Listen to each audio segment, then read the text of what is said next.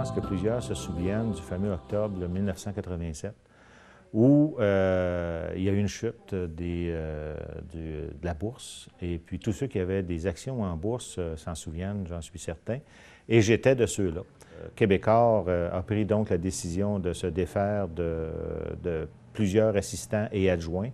Et je faisais partie de ces adjoints-là qui ont été congédiés. Alors, en 13 mois, quand on perd ses avoirs, quand on perd son travail, je peux vous dire que ça m'en donne un coup. J'avais entre-temps eu des rencontres avec Bernard. On m'avait dit, attention, quand tu parles à ce gars-là, faut que tu te montres pas trop intéressé parce qu'il va te parler de religion.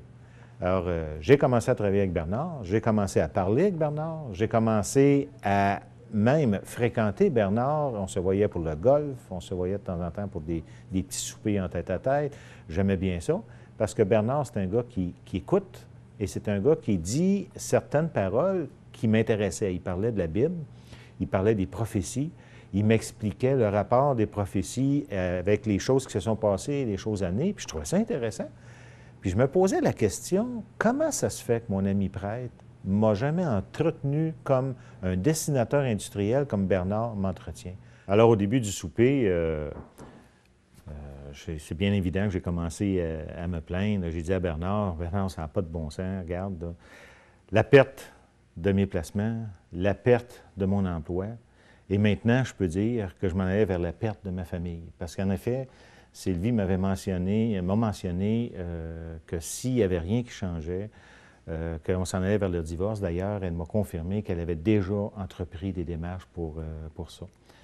Alors, là, Bernard, tout confus, mais délicat comme je le connais habituellement, prit son temps, a pris une bonne respiration et m'a dit, « Michel, savais-tu qu'il y en avait un qui avait tout perdu aussi pour toi, qui a descendu de son trône de grâce pour venir sur la terre, pour justement payer la dette que toi, tu as encourue à cause du péché que l'homme a fait. Tu n'aurais jamais pu, toi,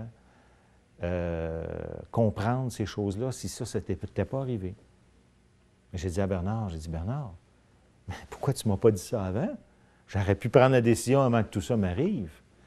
Et Bernard m'a dit, « Bien, Michel, ça fait 3 ans que je te le dis, mais tu n'écoutais pas. » Et je me suis aperçu que c'est vrai que je n'écoutais pas. Et là, le puzzle prenait toute sa place. Les morceaux de puzzle étaient maintenant placés. Et là, je comprenais qu'est-ce que Dieu a voulu faire avec moi dans ma vie. Et là, j'ai compris le plan de Dieu pour ma vie.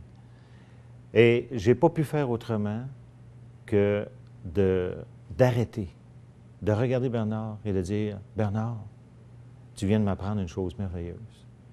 Et je te déclare, ici même ce soir, que je donne ma vie à Jésus-Christ. Il est mort pour moi et je ne veux pas qu'il soit mort inutilement. Je veux qu'il soit mort pour que je fasse partie de son plan. »